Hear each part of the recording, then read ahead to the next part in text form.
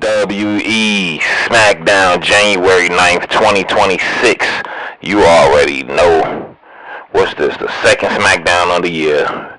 Big business, man. You already know it's going down, man. They kicked the show off with Randy Orton, man. He came out. What was they at? In this man, Germany? Yes, it was in Germany. Yeah, they was in Germany. They was loving Randy Orton, man. In the middle with all that, Trick Williams came out in the Miz. Everybody started fighting and all that. Randy Orton ended up RKOing it. I think Trick Williams in the Miz beating everybody ass, and he stood tall. And then Trick Williams actually had a match after that against Rey Fenix. Trick Williams' official debut on the SmackDown roster. And this was a real good match. Rey Fenix, one of the best luchadors out there, going against a young Trick Williams himself, man. First debut, man, Trick Williams ended up beating him with a roll-up pin, grabbing the tights for the quick roll-up to get that pin for the win. What you think about Trick making his debut with a roll-up pin like that on Rey Fenix? I think he should have made his debut with a trick shot, but this will have to do. Sometimes you got to get it how you can get it, man. He got the pin for the win, and you know what it is, man. But after that, though, they had Julia versus Alexa Bliss for that women's that women's U.S. title. And y'all already know, man, this was a really good match, man, going back and forth. These women are similar in size almost, but Julia a little bit bigger. And she got a more impressive resume when it comes to how the fighter she fought. Alexa Bliss is good and stuff too, but she's a little small woman. She just became a mom. She done took a lot of time off. Julia been active heavy, been going against some of the best of the best. And they was going at it. And it was this one time that Alexa Bliss was getting the best of Julia. And then Nia and Last Legend came out. Last Legend pushed Alexa Bliss off the turnbuckle, and Julia ended up catching Alexa with her finisher, doing her dirty and getting that pin for the win and retaining that women's U.S. title. What you think about Julia beating Alexa Bliss? I mean, I wanted Alexa to win and get that U.S. title, but it is what it is. It's just Julia. You already know, man. Julia, I think she finna have this title all 2020. So, I hope Last Legend or somebody get it from her, but if Last Girl, somebody finna get it from her. But if she don't, I think she might have an incredible title reign. But after that, they had them MFTs versus who? The White Six. You already know, man. And them MFTs and Y6, man, they got a lot of beef, man. This beef is kicking up heavy. It's been brewing up, man. I felt like they probably should have fought at War Games. I don't know. But they was going at it. You already know they very similar. They got Eric to go against Tyler Tonga. They got different matchups. Solo versus. They got Nikki Cross to go against Tonga Loa. they got Solo, go against Howdy. It's pretty even. And MFTs, they end up getting the win. Who got the pin for the MFTs? Tama Tonga. Tama Tonga did his thing, got the pin for the win. Shouts out to them MFTs, but you already know that beef ain't over. The Watt family gonna be on their ass next week. You already know. But after that, Jordan Grace was going against Alba Fire in her SmackDown official debut. And we ain't gonna spend too much time on this at all. Jordan Grace, she beat Alba Fire easily, showing off all her big moves and the strong elbows. Just beat her down. Alba Fire had Chelsea Green out there, but that didn't matter. But Jordan Grace ended up catching her with a finisher, beating Alba Fire ass and getting that pin for the win. What you think about Jordan Grace's debut beating Alba Fire, man? I mean, she had a better debut to me than Trick did. Oh, wow, damn. I mean, it's Alba Fire, though. At least Jordan didn't win by a damn roll-up. That's true, but it is Alba Fire.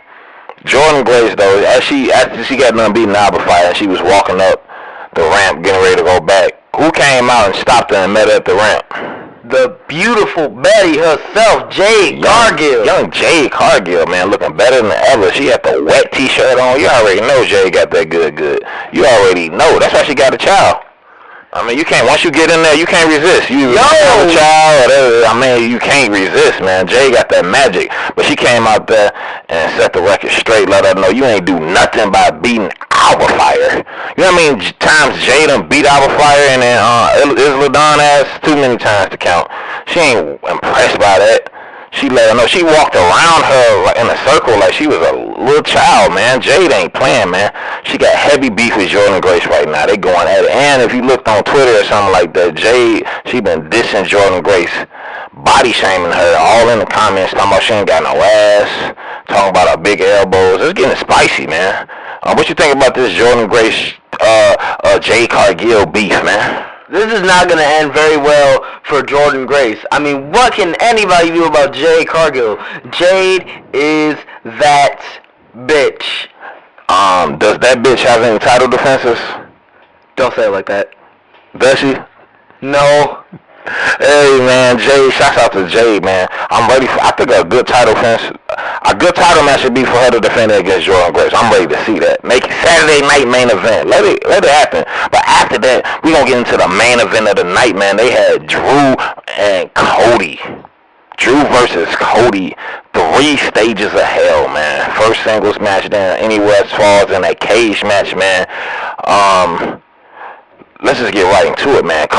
Drew scored a first point off a ball shot and a claymore. Right off the rip.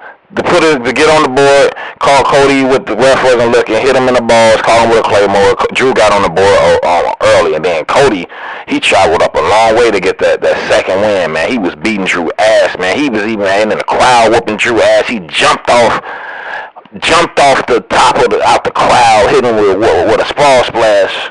Looking like a tsunami. Yeah, he hit him, called on it. Drew still kicked out. Then he ended up slamming, hit him with a crossroad through a announce table, and finally getting the victory. To reinforce this, he tied it up. And then that cage came down for that part 3 of that 3 stages of hell.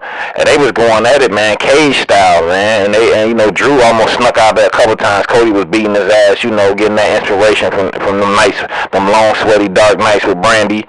Every time he was getting tough, he had that in the back of his mind, giving him that extra motivation. But in the midst of all of that, man, Drew was finna get out, and some fat nigga with a mask came out. You ain't know who it was. What happened with that, man? Who was that? The one and only Jacob Fatu. Jacob Fatu came out, biting and beating ass, man. Going crazy, whooping Drew, and then Drew was like out of it as he was beating his ass after Jacob came up in the ring, started beating his ass, and Cody put his hand on his shoulder, turned him around, and what happened?